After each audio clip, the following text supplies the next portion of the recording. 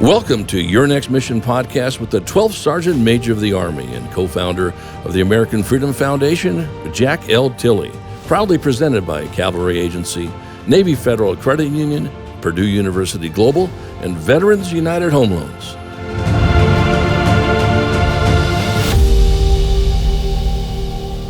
Good day out there, veterans and families, and welcome to Season 2 of Your Next Mission, a program initiative of the American Freedom Foundation. I'm Jack L. Tilley, 12th Sergeant Major of the Army, your host. I always love saying that. And we have a great show for you today. In fact, we have a wonderful show for you today. But before we get started, if you're watching this on YouTube, please like us and click on the subscribe button below. Today, we're going to focus on understanding veterans' benefits. And I know there's a lot of veterans out there that certainly don't understand their benefits, just like me. Now, before we get started, I want to thank our presenting sponsors, Cavalry Agency, Navy Federal Credit Union, Purdue University Global, and Veterans United Home Loans for making Your Next Mission happen. They love our veterans and families, and we certainly love them. As I mentioned, today's theme is about understanding veterans' benefits, and I'm so excited to introduce Dr. Paul Lawrence, businessman, author, passionate veteran advocate, and a former Undersecretary of Benefits of the Veterans Benefits Administration at the U.S. Department of Veterans Affairs. Welcome, sir. Glad to have you on your show. Well, thank you very much for having me today, Jack. I really want you to know I appreciate being with you because I think you're a great model of someone who's continuing to serve long after service.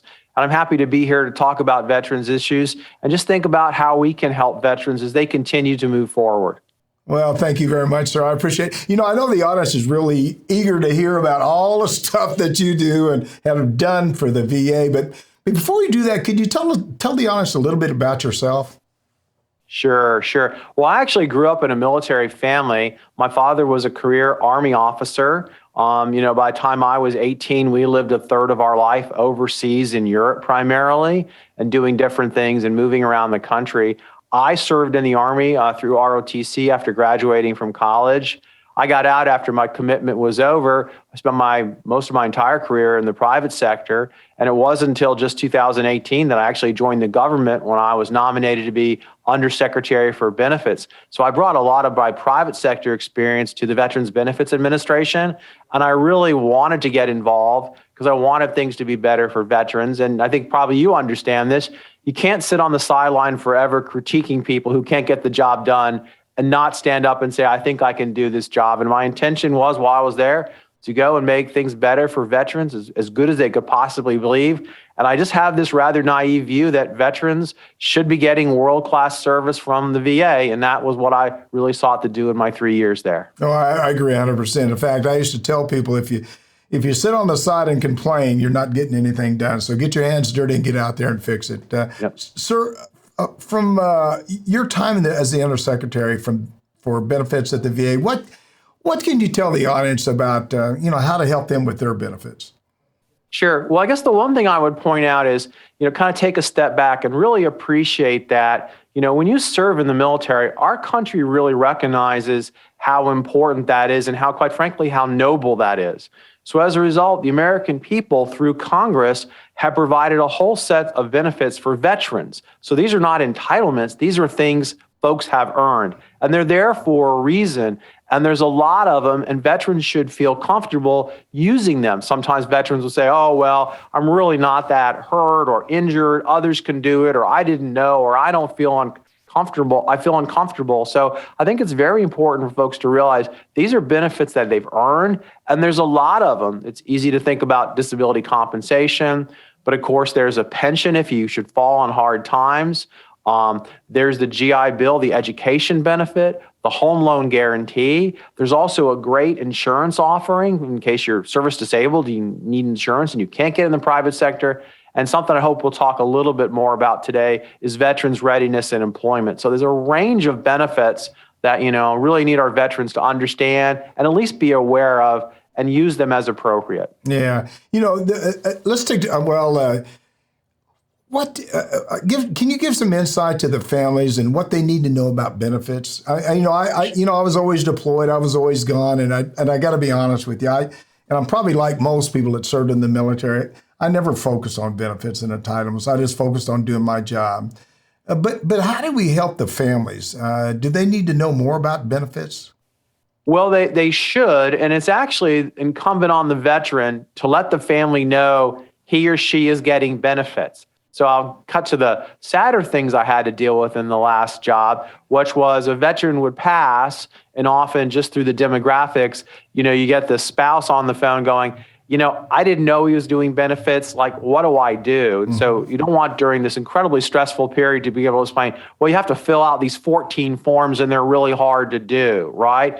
And of course, one of the questions is, will I get the same amount of money my husband, my veteran was earning through disability compensation? And the answer is no. It changes and there's different rules. And also there's benefits for children. And even, believe it or not, under certain circumstances, there are benefits for the parents of veterans. So there's really a host of things that may be relevant. And one of the things that's kind of kicked in now during COVID was the circumstances under which a veteran passes.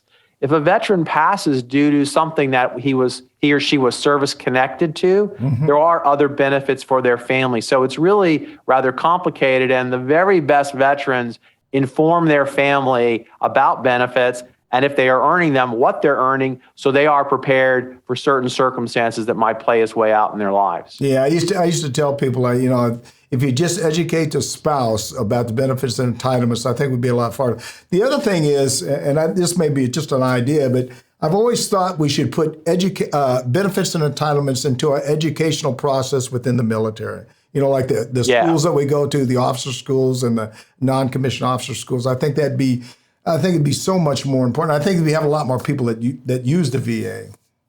Yeah, that's really true. I mean, it's a hard subject. It's a complicated subject. All the explanations are difficult and hard to read.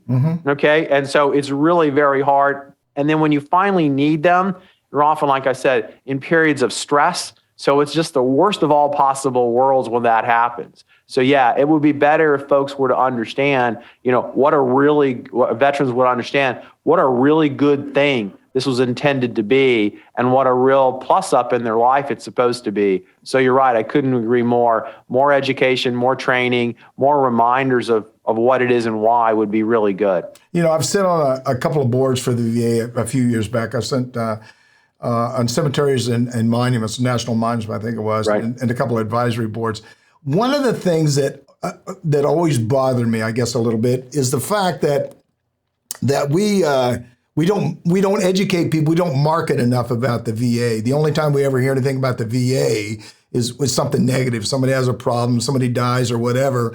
And I got to tell you, for years I didn't use the VA, but in the last probably 4 to 5 years, I've started going to the Tampa VA, and they're wonderful. They do a great job. I mean, they're really. Have they ever thought about? I mean, I guess the question is, why don't we market it a little bit more, educate people a little bit more on that? Well, it was hard before when there really weren't good stories to tell. That's true. While we were there, things did improve a lot. And that was something we used to talk about all the time, about the improvement in trust scores. And I completely agree with you. I would talk candidly about this when I would go to conferences about changing the narrative, right? And reminding folks that, the secretary, when I was there, used to say something like, there's 400,000 people at the VA work there, but there's like 200 knuckleheads who get all the attention. Absolutely. Right? And so a constant, repetition of bad news stories leads to distrust, and veterans don't want to come to an organization which is by and large very, very good and provides great care, fast benefits. In the cemeteries, believe it or not, the National Cemetery Administration, they lead all private sector organizations in customer satisfaction scores. So I really do think it's incumbent upon all leaders at the VA to really go out and tell a fact-based story about what's going on, good and bad, but understanding there is a lot good. Yeah, one last thing, and I'll get off that. About 86% of the force is enlisted. And I think that probably would not be a bad idea if you take maybe one of the senior enlisted from one of the services that's retired or something, not from the Army, from all services, and let them be part of that marketing plan. Because I think what people are looking for is they have to have trust. And I think once you get into the VA, you're going to have the trust, but you got to figure out a better way of educating the soldiers or service members that are out. I brought this up a whole lot in some of the meetings I've been in. Why don't we market a lot more? And we just have never got there. And I wish we'd do something about that, I guess. Well, I definitely agree, and I do think there's lots of good news stories that could be shared. Yeah, that's for sure. You often talk about veterans achieving the American dream, using benefits. Can you elaborate more on that? Sure. If you go back and think about the Declaration of Independence, the famous line, life, liberty, and the pursuit of happiness. Well, at that time, happiness meant like wealth. So it was really life, liberty, and the pursuit of wealth. And so think about the American dream, right? It's get a great job, live in a community, own a home, next generation does better than you. So think about kind of that construct, and now go back and think about benefits, right? So, if you've been disabled in service, there's disability compensation, so you are able to continue to prosper. You can get an education through the GI Bill that gets you that great job. Through the home loan guarantee, you can buy a home and, well ahead of your non-veteran peers and live in a great community. So the benefits have really been designed and thought about as a way to help veterans, quite frankly, accelerate their American dream, right? Because if you think about the non-veterans, to go to college, they got to save money or go deeply into debt. To buy a home, they have to come up with a down payment. Not veterans. All these things really enable them to move ahead of their non-veteran peers and really achieve their goals, which I talk about in terms of the American dream. Yeah. Why do you think it's so hard for us to educate veterans about benefits and entitlements? I mean, looking from your perspective, the VA, and I'm probably looking from my perspective, and been in the Army. I'm not sure where we dropped the ball, I guess. Well, it's a hard subject, and it's incredibly complicated. So I don't think there's hard and fast rules, because as I discovered when I was there was always a law, a regulation, a court case that made things hard to explain. So you'd ask me, is this the way it works? And it always was, it depends. Yeah. So there's a real shortage of just simple information to explain this to folks. So I think we begin in a hard subject. And often people think about it as, well, it's one of those things like nobody ever wants to talk about death. Nobody wants to do estate planning because it's just not seen as a really, pleasant sort of thing. And I also think benefits are the same way. It's like, oh, lots of paperwork, lots of headache, lots of whatever. And I have to put up with the machine, and everybody tells a story. It took forever and I was denied. And so I do think it has kind of a bad rap, which is why I spend a lot of time talking to people about how fast can you get things done for veterans so they can understand it's really not supposed to be a time-consuming process. And as you know, like veterans in their regular jobs, their regular day, live in the private sector where everything's getting faster. Pizza in 20 minutes, watch it on your cell phone. They don't want to be told your benefits are going to come in 125 days. So, there's also a realization that the world, while the VA might be getting better and service to veterans might be getting better, services elsewhere are getting better faster.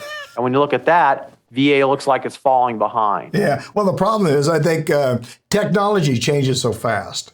And we can't stay up with technology. I mean, the government, I know when I was in the Army, I was working with somebody one time, and they would say, we have a good idea, we have a good idea, we have a good idea, let's think about it, let's think about it, let's think about it. And then technology changes again. So every 90 days it's changing. So a couple more questions. I was always bothered by the fact that our medical records didn't automatically go to the VA. And I know we worked on that almost 18 years ago when I was in the Army, and we was trying to fix that. And that's still an issue.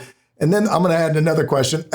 Have we ever thought about using apps, about the things you talked about, an app for benefits and entitlements and stuff? So, sure. Well, let me start with the medical records. Yes, that's a really big problem, because when you apply for disability compensation, the two things the VA's got to go find is your military record about your personnel and where you were and the dates of service. Yeah. And then they got to get the medical records, right? And often they're stored in this Indiana Jones type warehouse in St. Louis run by the National Archive, who are just these wonderful librarians who move at librarian speed trying to get that information to the VA to get done. But if you've been paying attention since about 2018, when VA is rolling out an electronic health record, that is the same one DOD is using. It's a big problem. It has lots of complexities and lots of challenges. But when it finally works, it'll do exactly what you just said. It'll enable the records to seamlessly move, and it even gets better because at places like the Veterans Benefits Administration, you might be able to look in and say, okay, so-and-so, you were a tanker, or you were in the artillery or something. We know that people like that, have hearing issues or have back issues or whatever. So we can tell you right now, like on average, this is your benefits. And we could probably do that even before you get done because we have so much knowledge about people like you and like your service. So the future is very promising, but it's going to be real pain to get there. But everybody knows it just can't not happen. Yeah, no, it's got to happen. I got out in 2004, and I know they was working on it years before that. It takes long. What about the app? Are they thinking about apps? Well, yeah. So everybody has these aspirations, but you're going to laugh, and it goes back to your technology problem. If you think about where, I'll just say VBA, because that's what I understood best. The technology was very old. And so to hook an app up into old technology really wasn't going to work all that well. So there's a couple of evolutions of technology that need to take place before these things can happen. But it's on the drawing board. It's just one of those things where there's so many other problems. And as you point out, everybody knows in government, they tend to underfund technology, or they get the technology money and they tend to blow it, quite frankly. So there's a notion of, government's always going to be behind in technology. Yeah. Well, I said that was the last question, but it was a lie. I'm going to ask you one more real quick. The other thing is every 4 years there's a rotation, right? And every 3 or 4 years in the military there's a rotation. I think we work on things, we get it going, and then a new person comes in and they change the idea. They have a different concept, and it seems like we waste a tremendous amount of money trying to get to the mountain where if we just leave it alone and let it develop and grow. When you left your position, did you leave like a continuity book of the things you're working on and things you're accomplishing, or do they do anything like that in the? So sure, a couple things. So you're right. One of the things is you can really only plan on being there 4 years. So I showed up 1 year into the administration, so I could really only plan on being there 3 years. And you realize you can't have a 5-year plan in 3 years. And so what I thought about was what projects can be done in about no more than 18 months. Because I found that big organizations from my private sector experience lose their interest after 18 months. They get tired of things. So smaller projects done over and over again, new small project, when the old one is done, really led to something that people know is continuous improvement. And that's what I really worked on to make the changes at VBA. At the end of every 4 years, the incumbent administration provides documents in the event there is a change. And so those were provided to the new team. In addition, once the election is sort of over, in the November, December period, the new team sends people in to talk to the previous team to get information. What they do with that, often they have different agendas, which is why they got elected. So it's pretty much there. But yeah, one of the big problems is, but it's the beauty of our system is that there are changes regularly.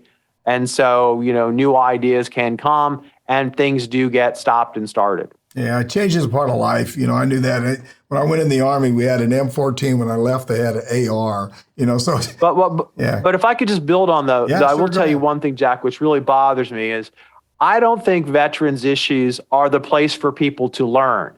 I think that we need to look carefully as to, especially through the political appointee process, who comes and why. I believe the secretary should be a veteran. I'm not throwing stones at anybody, but I think that's really important, right? And that they should have some familiarity with the complexity of the problems, and quite frankly, and you know this from your time in DOD, the sheer size of the organization. So, if you're only going to be there 4 years and your first 18 to 24 months are learning and figuring things out, that's really, paying the veterans suffer while that happens. And so I think we could have higher expectations for, the leadership capabilities and quite frankly, the management capabilities of the people who take care of our veterans. I couldn't agree with you more. It was always very frustrating to me when I went and talked to somebody in the VA, and I know they do a lot of great work, but if they had a military background experience, it always seemed like it was easier for me to explain what my issues were. So I think it's important for people that's walked in your shoes to be in those leadership positions. I think that's just a smart way to do business, and I wish they would do it that way. I don't, in fact, quite frankly, I don't know why they don't. Yeah, all these processes happen for reasons sometimes that don't make sense, and I understand it, but those are just some observations. It's a great. We're talking with Dr. Paul Lawrence, Undersecretary from the VA Benefits, and you're enjoying. I hope you're enjoying your next mission with me, Jack L. Tilley, 12th Sergeant Major. And don't forget, if you're enjoying this discussion, I'm sure that you are. Please like us and click on the subscribe button below to continue on our discussion, sir. Filing for benefits is hard and it's complicated. And how can veterans get help if they're unhappy with the decisions on the process? Can they appeal the process? Sure. Well, let's break it apart a couple ways. So you can, when you decide to file for benefits, especially disability compensation, you can do this yourself, and many do. But it is very, very complicated, and there is a way to get free help, no-cost help. The large veteran service organizations, American Legion, DAV, Disabled American Veterans, VFW, even Vietnam Veterans of America, and Wounded Warrior Project. Mm-hmm. They have service officers. These are trained folks who know how to process claims, and they will help veterans, file their claim, gather the evidence, and file their claims. So you can do that at no cost, and you often don't have to be a member of those organizations. And so they have, thousands of people who do this. The other thing is each state has the equivalent of a Department of Veterans Affairs, and each state has service officers as well who will assist the veterans in the state at no cost to file for their benefits. So those are two ways you can get no-cost help. Now, there's a lot of lawyers and other people who will charge our veterans to do that. This is America, so our veterans have lots of choices, but I just want to make sure they understand there are some no-cost alternatives. Now, you're right. At the end of the period of time, the really amazing thing about VA is a veteran, regardless of what happened, can appeal almost any decision. You can do this in the hospitals. Believe it or not, you can even do it in the cemeteries. But benefits is the one that I'm most familiar with. Now, it used to be, back in the day, pre-2017, to do that, you had to go to the Board of Veterans Appeals. Generally took between 3 and 7 years, and nobody liked it because it took forever and it just seemed to be a problem. A new law went into effect in 2019 called Appeals Modernization that allowed, through the Veterans Benefits Administration, 2 what are now called decision review lanes. So you can have your decision reviewed much faster, and these can be done in several months. One's called the higher level review, and this is sort of like professional sports, where another set of eyes, more experienced eyes, can look at it and see if they agree with the decision. Often they can catch errors or find things that a more senior person can correct. That's been very well received. There's also another lane or another path called a supplemental claim, where you can provide additional information to augment your claim and make the decision better understood. And like I said, both of those 2 lanes are getting done in 3 to 4 months, much faster than the 3 to 7 years. And you still have the right to go to the Board of Veterans Appeals and have a judge do the hearing if you're still unhappy. But this has been a big innovation. 2019, really well received by veterans. Again, nobody's happy when you get a no, but at least now things are happening faster. Well, you don't want to know. When the people that sit on the board, the appeals board, are they military? Do they have military backgrounds? Any of them? It doesn't matter. Some do, some don't. But they're primarily lawyers by training. They become judges through this process. Yeah. I know that there's like 1,000 of them, so I didn't meet them all. Some I met were military spouses. Some had military experience, others did not. Yeah. I always think it's good that they have. I think a military spouse would be a great person to have on the board. But you said it already. I think it's important to have people that have that military background that's walking in the boots a little bit, because there's some things that maybe that veteran can't communicate well enough to get that word in there. So in fact, to be honest with you, when I went through my appeal process, there was a person out in Missouri that was a sergeant first class that worked for the VA. I contacted her, and she went through my medical records and told me what I needed to do. So there's people out there that certainly want to help you, but it's a problem. But I got to admit now, I really got to admit, it's really getting a lot better. It's gotten a lot better, and I don't hear as many people complain about it, which is, I guess, probably good. Yeah, that's good to know. Yeah, I just think that's really good to know. Yeah, are you going to go back and do into the VA maybe in the next administration, or what's your plans? I guess.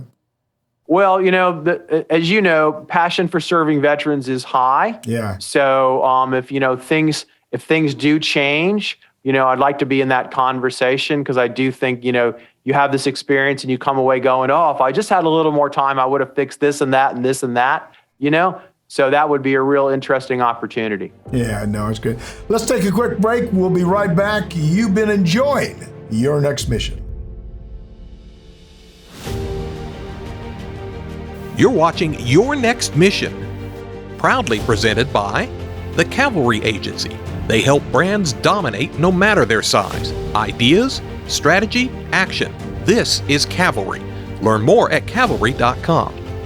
Navy Federal Credit Union, the most trusted credit union owned by members of the military community, serving all branches of the armed forces and their families. Their members are the mission. Learn more at NavyFederal.org. Purdue Global, providing affordable online education for hardworking adults. Learn more about a personalized, innovative, and world-class education at PurdueGlobal.edu. Veterans United Home Loans, the #1 VA lender for 5 straight years. If you're buying, they're funding your dreams. Learn more at VeteransUnited.com. Now back to your host, the 12th Sergeant Major of the Army, Jack L. Tilley.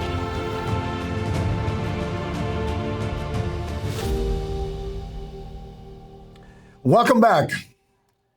I am the 12th Sergeant Major of the Army, Jack L. Tilley. We're blessed to be here today with Dr. Paul Lawrence, author, veterans advocate, and former Undersecretary of Benefits at the VA. And I want all of you to reach out to me directly. Tell us about your transition. Tell us what topics you like us to cover. I always tell everybody on this show, it's not my show, it's our show. It's a veteran show that we want to assist you any way that you can. And you can call or text me, 844-424-1134, or you can, again, email me at smatilley@yournextmission.org.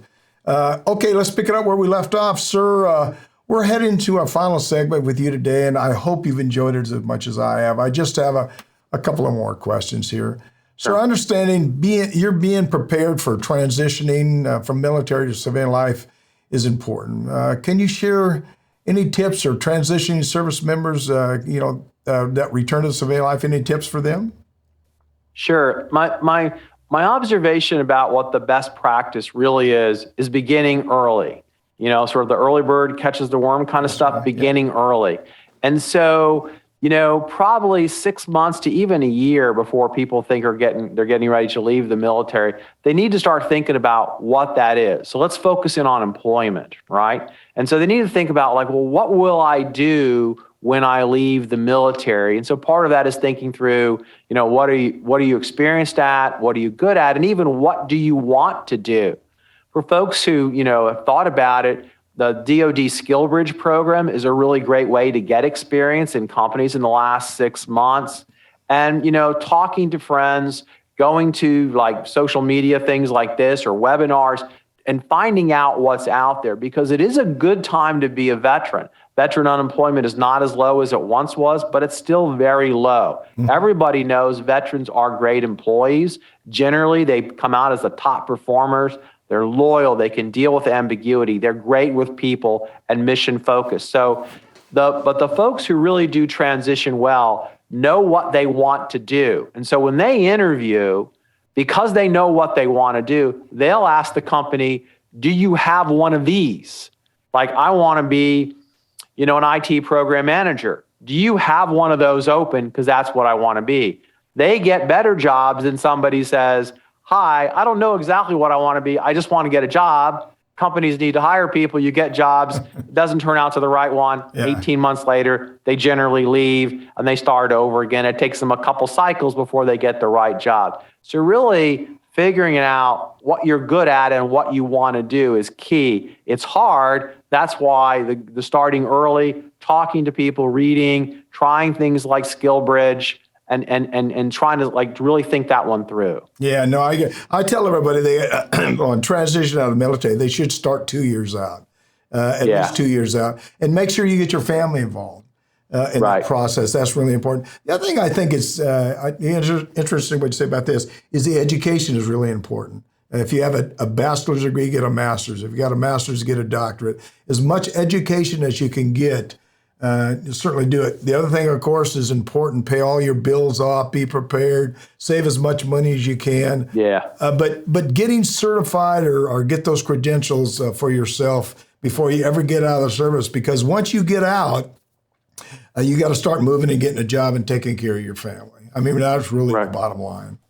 Well, and let me just give you a little bit I agree with everything you said, but here's some more information. You know, the bias I think we have towards getting like a 4-year college degree, you know, is something we should talk about because it often isn't for everybody. There are great jobs doing things we once would have called the trades. Oh, I agree. Electricians, plumbers, whatever. In fact, you know, the previous president used to call those the fastest way to 100,000 jobs, right? Or, you know, you start out as a plumber in 3 or 4 years, you own a small plumbing company, okay? So I also think we should remind our veterans, there are great paths out there that you can do, again, using your GI Bill, no debt, not 4 years, not time in class that you may or may not like. So there's a lot of other things, right? So for example, just to be topical, you know, right now we have a shortage of truck drivers in the United States. That's a high-paying job right now to be able to move the kind of things you need to do. So there's lots of opportunities for veterans. So I would, you know, have them scan widely as to what they think works best for them. Yeah, no, I agree 100%. Some people want to get a college degree. Some people want to get certified in a specific task. Here's just a thought for you. I come up with this crazy idea years ago, and I thought we allow a lot of veterans to get out of the military, and the government never uses them again.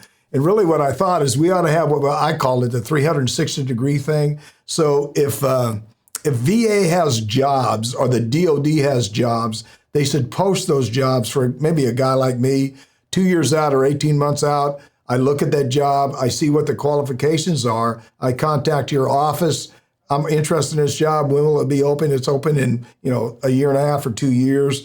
I'm going to get certified in what I have to get certified on. So when I transition out of the military, I move right from the military into that government job, because it seems like we just waste a lot of very talented people and we just sort of throw them back out. Yeah, that's a really good idea.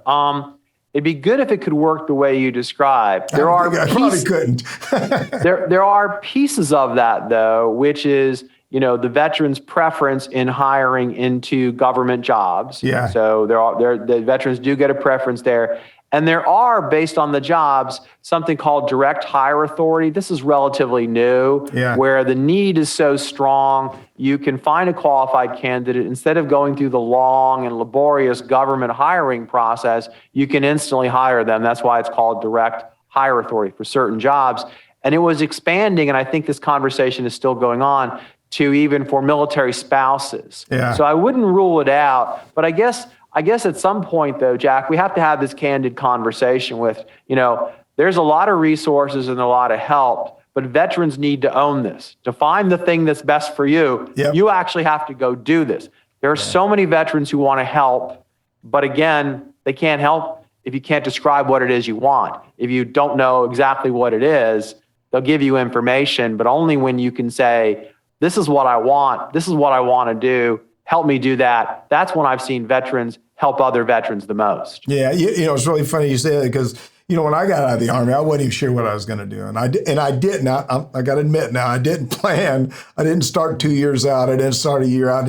I realized I didn't even start 90 days out, because I worked really almost till I got out of the service, and based on what I was doing.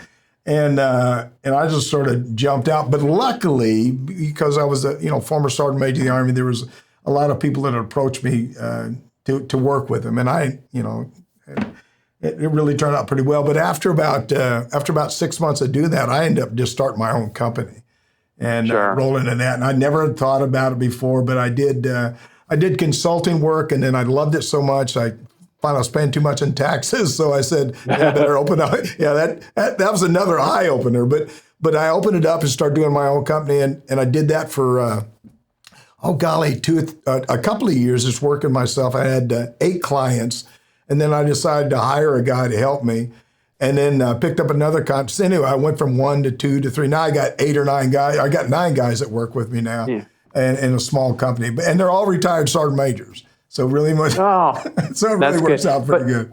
But that story is not all that unusual. I mean, I think it's unusual from a higher level like you are, but there's numerous stories of veterans using their GI Bill. Mm-hmm. The ones I'm most familiar with are, the trades. They become electricians. A bunch of them all get together. Suddenly now they have this small but very profitable company that services residential and businesses, right? I just think of that. And what I really like about that is these are the folks who hire other veterans. Yes. That's what's really exciting about it as well. Yeah. I'm going to get off this real quick. We do at a hiring event. We do about 7 hiring events through our foundation every year and try to put a ton of people to work. And I tell people all the time, I'm going to help veterans till the day I die.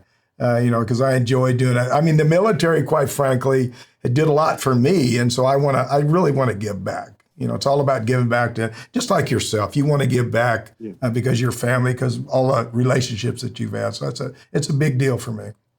Yeah, and I think that's probably something that veterans need to know. So many veterans, you, me, others, have that sense of happy to help, right? Mm-hmm. So veterans who are struggling, should feel comfortable asking other veterans for help. So, that's something we need to think about and letting them know it's okay to ask for help because that's what we're here for, right? We understand it. We're maybe a little bit ahead on the journey. We can explain what we learned, what we observed, some of the mistakes and pitfalls. But and I think that's what's really great about the veteran community is the more senior ones do want to help the more junior ones. Yeah, you just hit on it. I think you're really right. I think there's a lot of veterans that are afraid to ask for help because they're embarrassed or ashamed or whatever.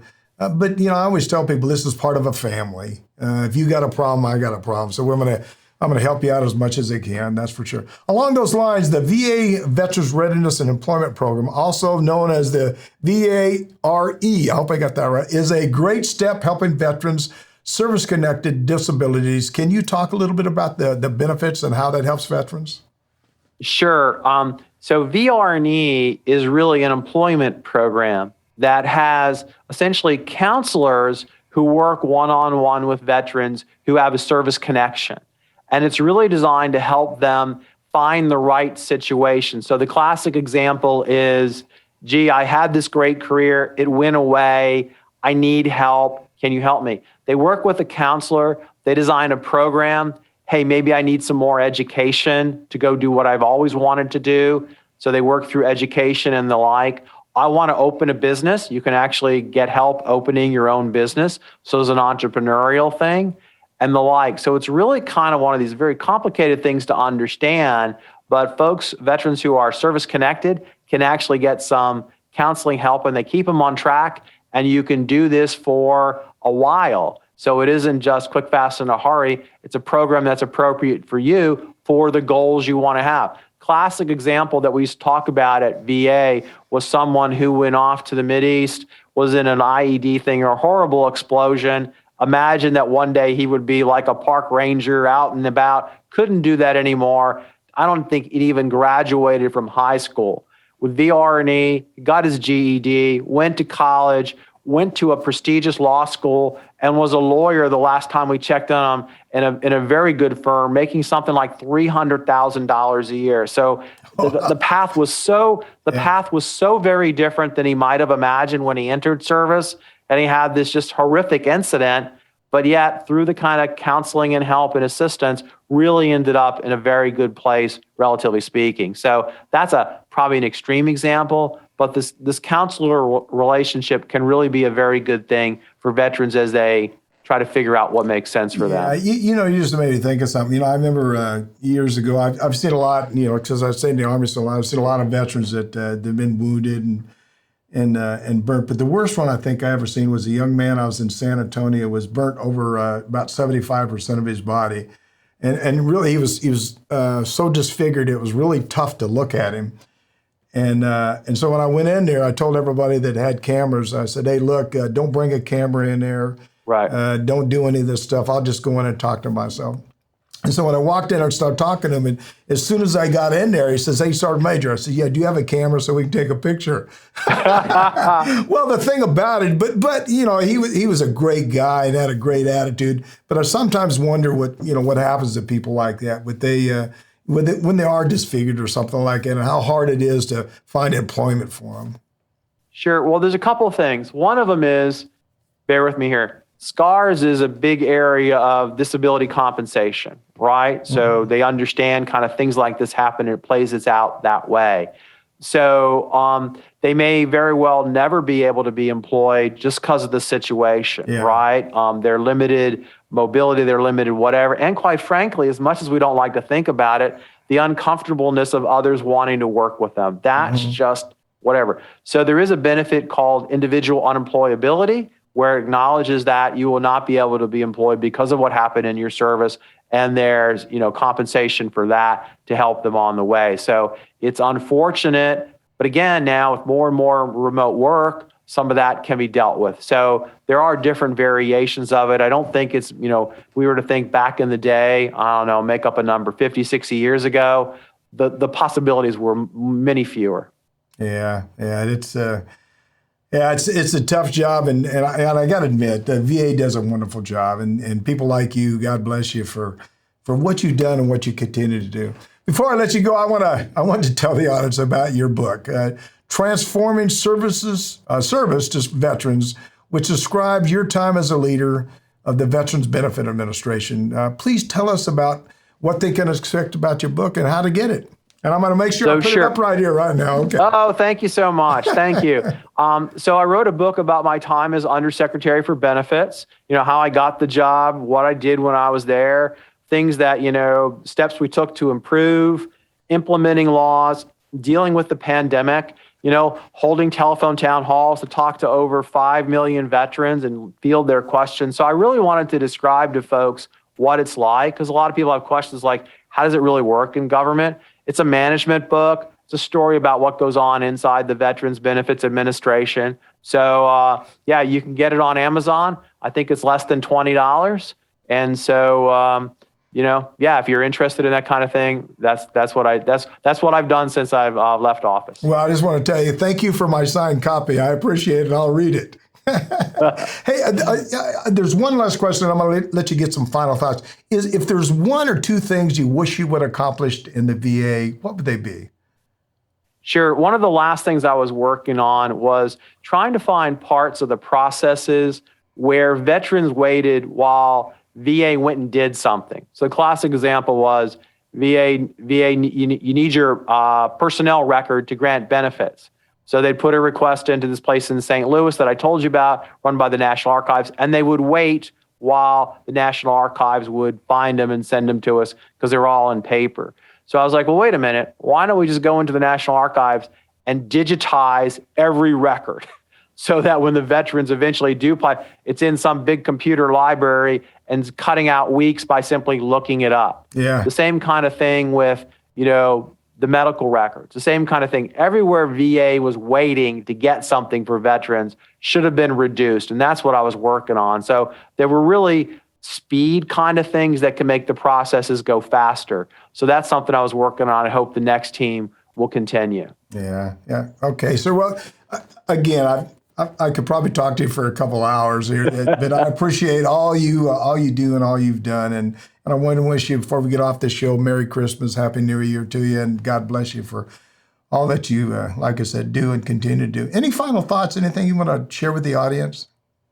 Well, I mean, a couple things. Some of the saddest sort of things I found were folks who didn't know they were veterans, who didn't know they were eligible for benefits. So, Yeah. believe it or not, that really was, or someone told me once I make too much money. Someone told me once or something like that. So I think part of it is, please don't think that. Come back, look around. If you had a bad experience with the VA, as you pointed out, Jack, it's getting better. Come back, give them a second chance. It's there. And the thing about it is, it's connectivity, right? So you leave Department of Defense, and then you end up becoming a veteran. The math will be such that you will be a veteran, longer than you were on active duty. Sure. It's just kind of how the math will work. So come to the VA. It's the big community for veterans. And the saddest part to think about is when we look at the suicide numbers, the last time I heard this was 2/3 of the 21 or 22 a day had never connected with the VA. Oh, wow. So that's really something we should think about. So yeah, let's get the word out to veterans. Let's kind of continue.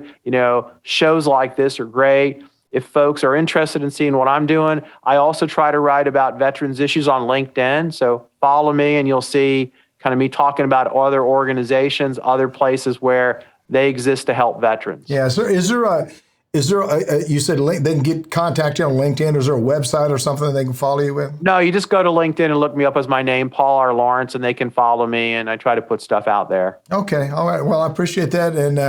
And thank you, Dr. Lawrence, for being here today. I certainly appreciate it. Again, I can't thank you enough. And if you don't mind, we may reach out to you again, try to get you back on the show later, because you have a I anticipated that, because inevitably what happens, you'll get a comment that goes, gee, I wish you'd asked this question, or I wish you'd sort of talked about that. And that's the interesting thing about benefits. There's just so many things out there. And so, yes, I'll be happy to come back and talk about, what these are and how they're supposed to be helping our veterans. Well, thank you very much. I'm Jack L. Tilley, 12th Sergeant Major in the Army, and I hope you've been enjoying your next mission. If you haven't, something's wrong with you, because this has been a great conversation. And thank you for being with us today. And please visit our website at yournextmission.org and leave me a review. Hopefully it's a good review, but if it's a bad one, I guess I can take that too. You can also visit our partners there who can provide you with so many services that will assist you in your transition from the military.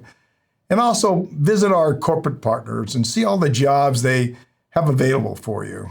Please know we want to assist you in any way we can. We're not just doing this show for me. We're doing this show for our veteran community to help you in any way that you can.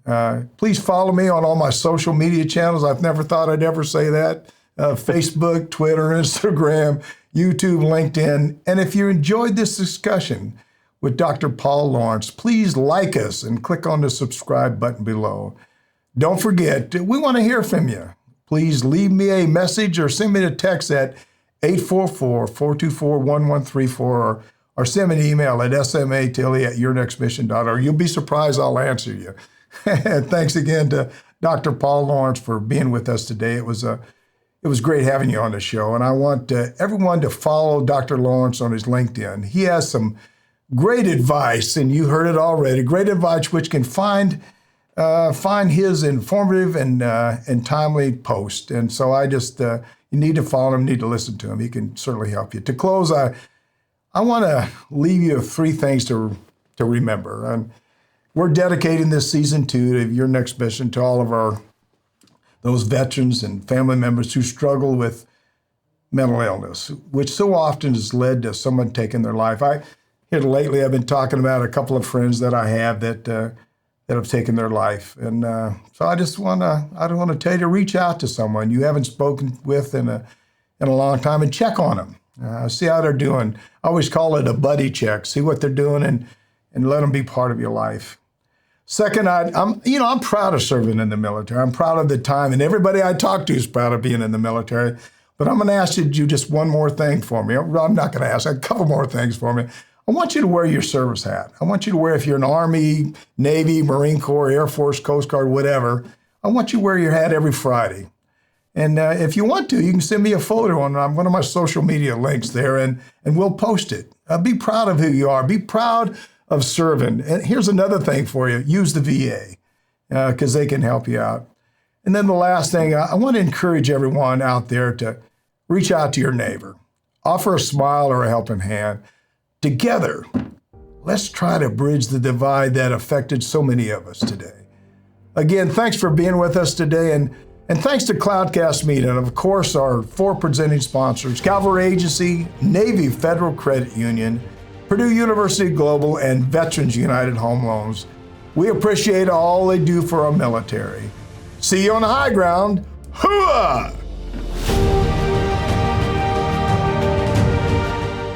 You've been listening to Your Next Mission, brought to you by the American Freedom Foundation. Learn more by visiting yournextmission.org.